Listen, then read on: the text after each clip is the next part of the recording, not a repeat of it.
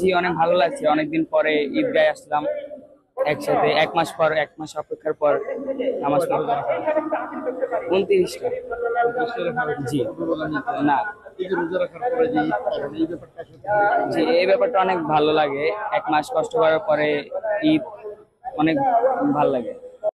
আল্লাহ তাআলার দরবারে লক্ষ কোটি শুকর ও ফজল কোন ইহসান যে আমরা 1 মাস আল্লাহ তাআলা সিয়াম সাধনা করছি। এরপরে আল্লাহ তাআলা আমাদেরকে ঈদ দান করলেন। ঈদুল ফিতরের সালাত আদায় করে আমরা আবার বাড়ি ফিরে যাচ্ছি। এর জন্য আল্লাহ তাআলার দরবারে শুকর আদায় করা বেশি বেশি, যে আল্লাহ যে আমাদের 1 মাসের আমল আল্লাহ আমাদের কবুল করেন, এবং আজকে যেন আল্লাহ তাআলা আমাদের ঈদের নামাজে কবুল করেন। আজকে খুবই আনন্দ লাগতেছে, কিন্তু ঈদ মানে আনন্দ, ঠিক না? ঈদ মানে নামাজ।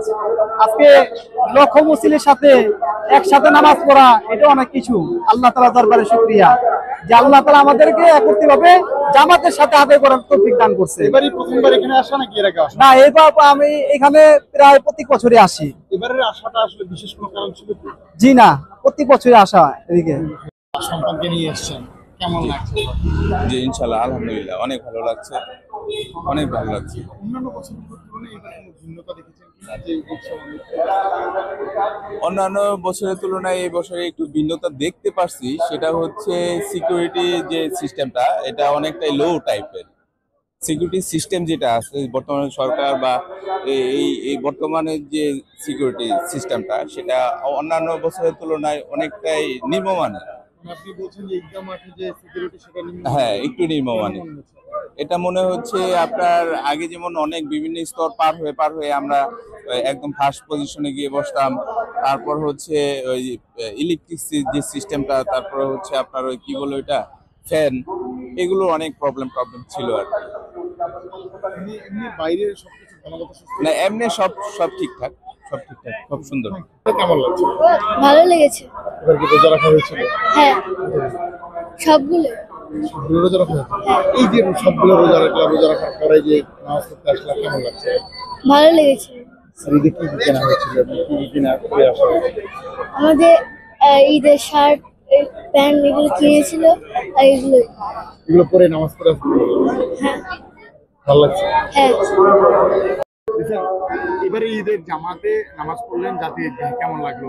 এবারে সবকিছু মিলে আসলে এটা নতুন বাংলাদেশের প্রথম ঈদ আমাদের, ঠিক আছে। তো আলহামদুলিল্লাহ সবকিছুই ভালো ছিল, অ্যারেঞ্জমেন্ট খুব ভালো ছিল, নিরাপত্তা ব্যবস্থা খুব ভালো ছিল। তো আমরা খুব ভালোভাবে নামাজ পড়তে পেরেছি।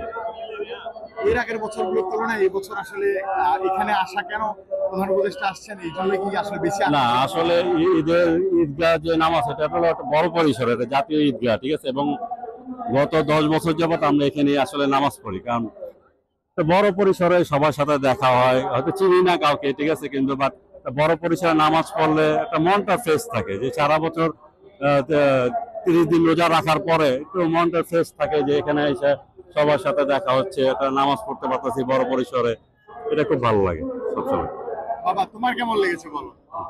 আমার ভালো লাগছে যে আমি মামা বলে যে এদিকে আসে, যে পিছনে আসে, যে আমি লাভ করে, যে আমার লাভ হয়ে যায়।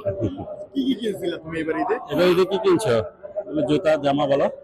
আমার জুতো, জামা। সবাইকে একটু ঈদ মোবারক বলে দাও। ঈদ বলো, ঈদ মোবারক। ঈদ মোবারক। জোরে বলো। ঈদ মোবারক। Thank you.